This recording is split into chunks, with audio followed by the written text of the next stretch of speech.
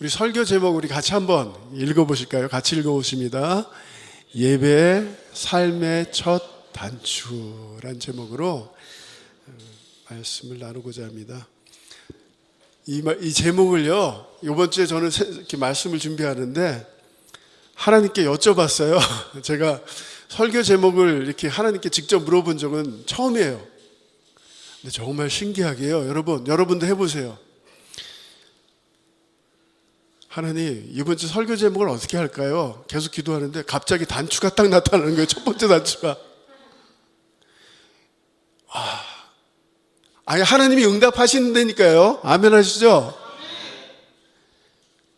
단추가 딱 나타나서 2024년도를 시작하면서 첫 단추를 잘못 매면은 나머지 다 잘못되는 거예요. 근데 첫 단추가 뭐라고요?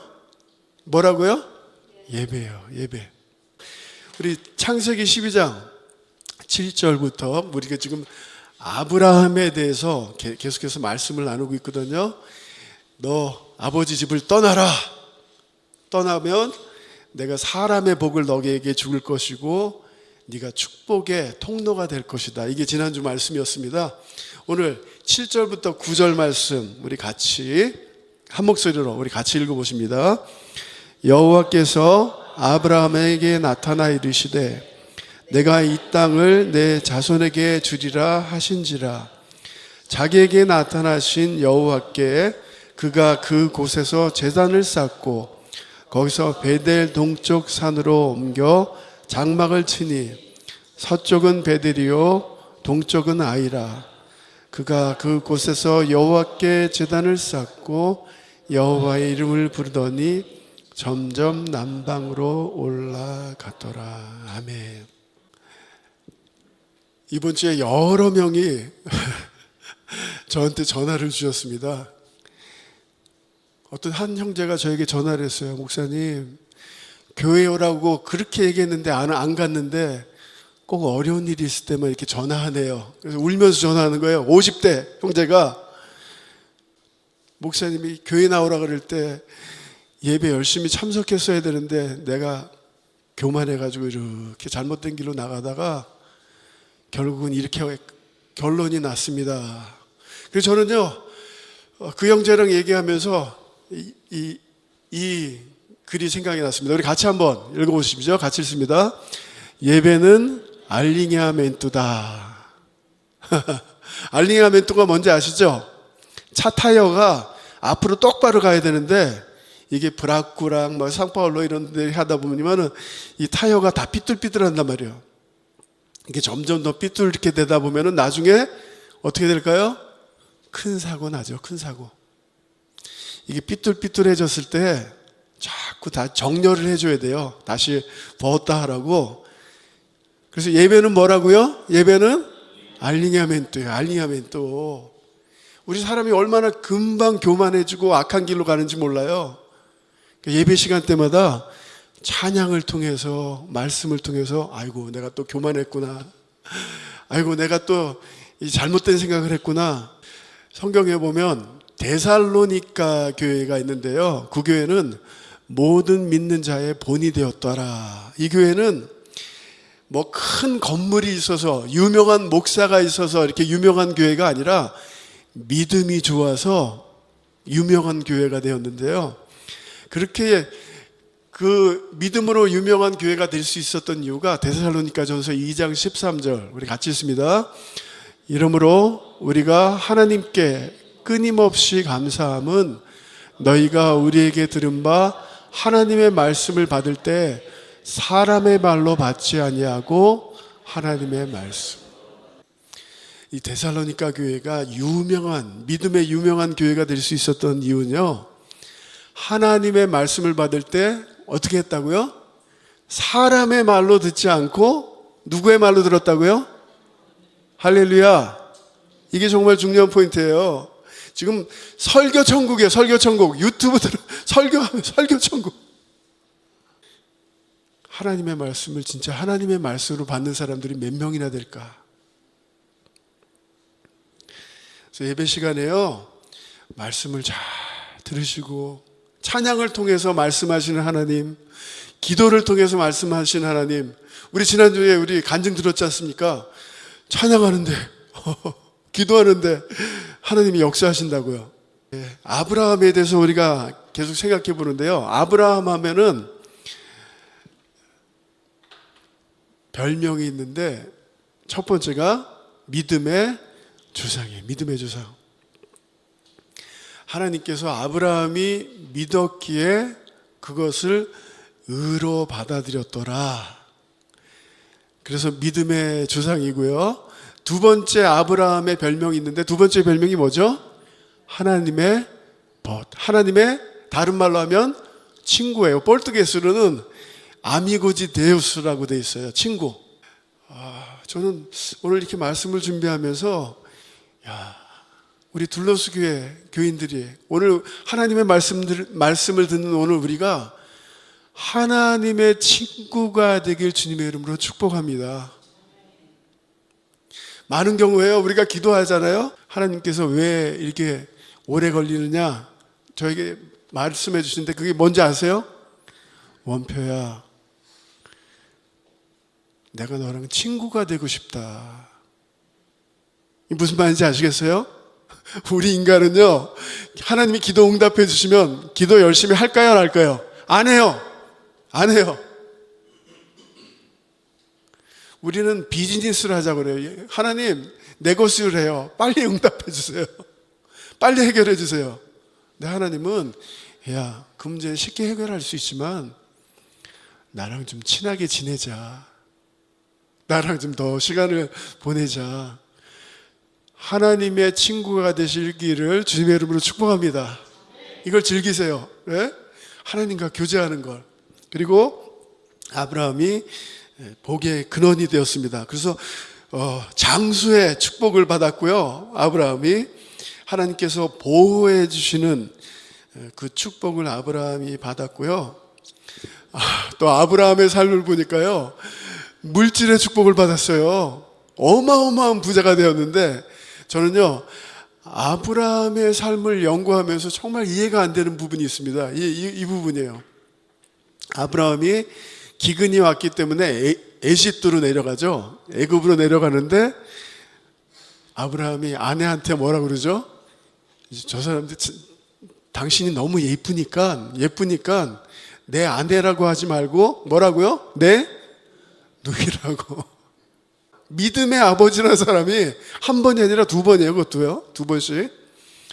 나중에 한번 읽어보세요. 창세기 12장 보면은 바로가 그 여인을 보고, 사라를 보고 너무 예뻐서 자기 아내로 삼고자 데려오고 아브라함에게 많은 물질을 줘요. 많은 돈을 줘요. 금과 은과 노예들과 양과 소와 이렇게 다 주고 결국은 하나님이 심판하셔서 이제 왕이 사라를 대보배하지만 그 많은 아브라함의 첫 번째 재산이 어떻게 왔다고요? 바로가 줬어요. 그러니까 우리가 이게 이해가 안 돼요. 저도 이해가 안 돼요. 물질의 축복이 많은 경우에 하나님의 은혜죠. 네?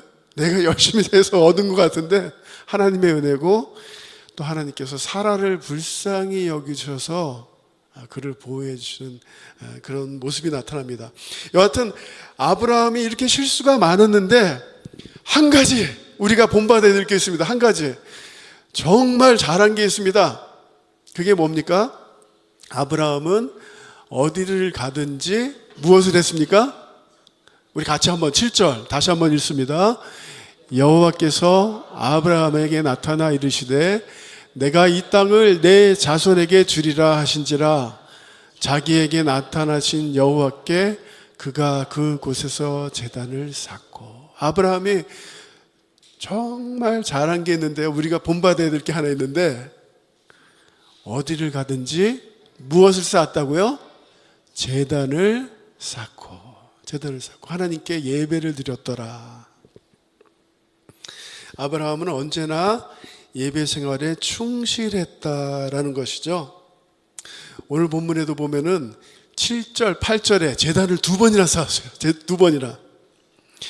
그리고 13장에 가면은 베델에 가서도 첫 번째로 장막을 짓고 세우고 제단을 쌓고, 조금 있으면 다음 주 본문입니다. 다음 주에 롯과 싸웁니다. 너무 부자가 돼가지고 롯과 야 네가 결정해. 이쪽 가면 내가 이쪽 가고 네가 이쪽 가면 내가 이쪽 갈게.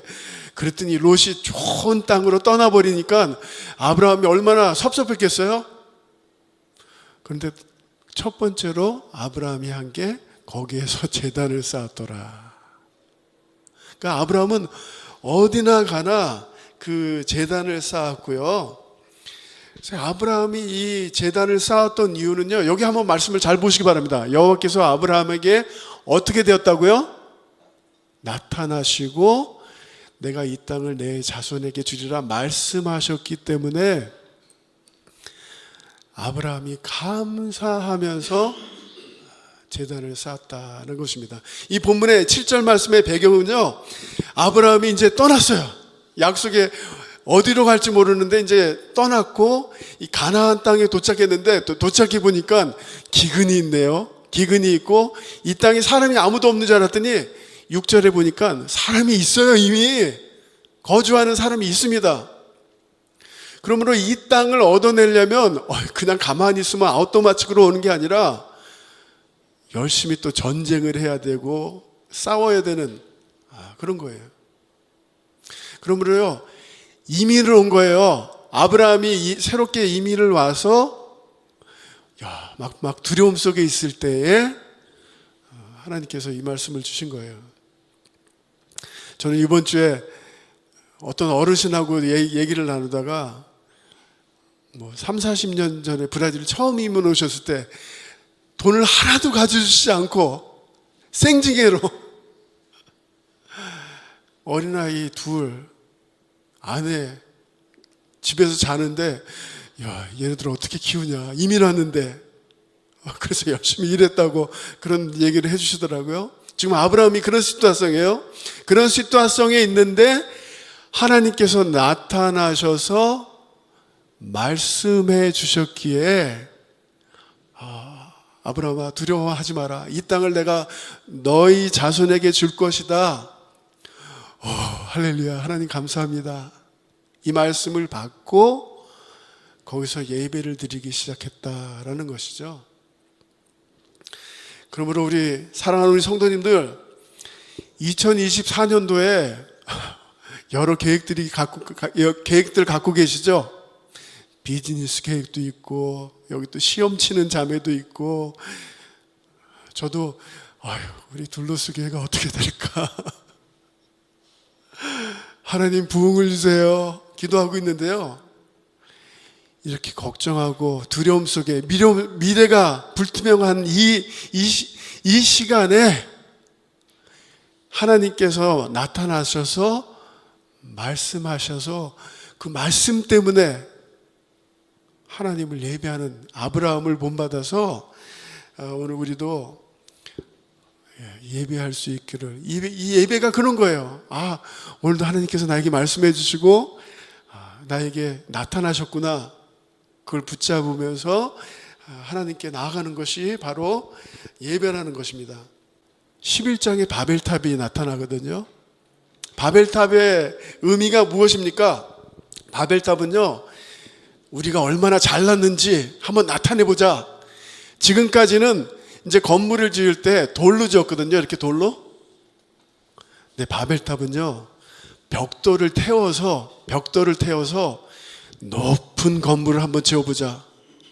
그래서 오늘 우리가 유명해져 보자.